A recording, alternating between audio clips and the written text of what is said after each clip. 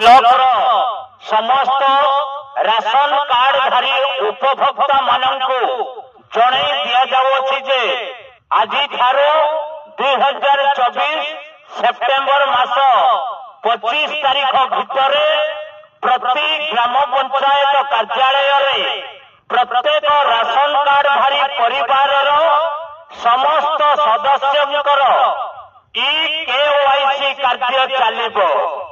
E-POS machine रे tip चिन्ह दे आधार संयोगीकरण करी निज निजर ई-KYC करे नियंतु। यह बाध्यतामूलक अटे। जो माने ई-KYC करेइबे नहीं सेमाने राशन सामग्री पाइबारु वंचित हेबे।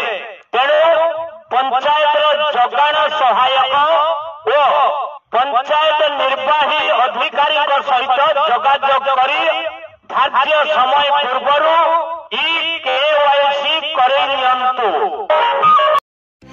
समस्त पंचायत समिति अधीनस्थ समस्त राशन कार्ड तत्वाधिकारी मानक अवगति निमंते सूचना दि जाउछि जे आसंता 23/8/2024 ठारू 25/9/2024 पर्यंत निकटस्थ सरकारी खुचुरा विक्रय केन्द्र में ई-KYC करे नियंतु। परिवार समस्त सदस्य ई-KYC करने बाध्यतामूलक।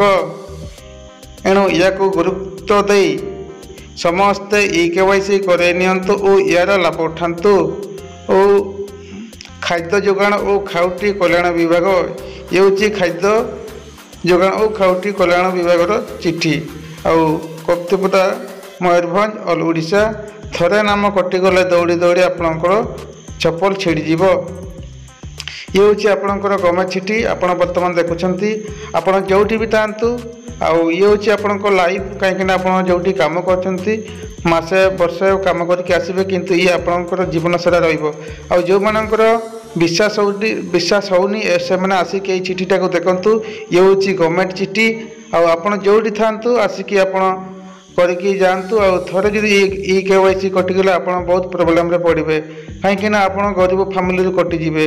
ये हूँ आपणकर राशन कार्ड आपणकर गरीबर परिचय आप जोटी थांतु आसिक ई-KYC करके जातु।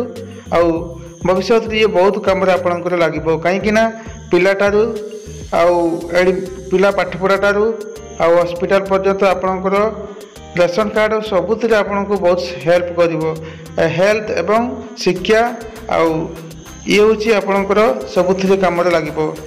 सब प्रथम कर जब मोर चैनल को देखुता सब्सक्राइब लाइक शेयर करने को जमार भूलु नहीं। आज धन्यवाद।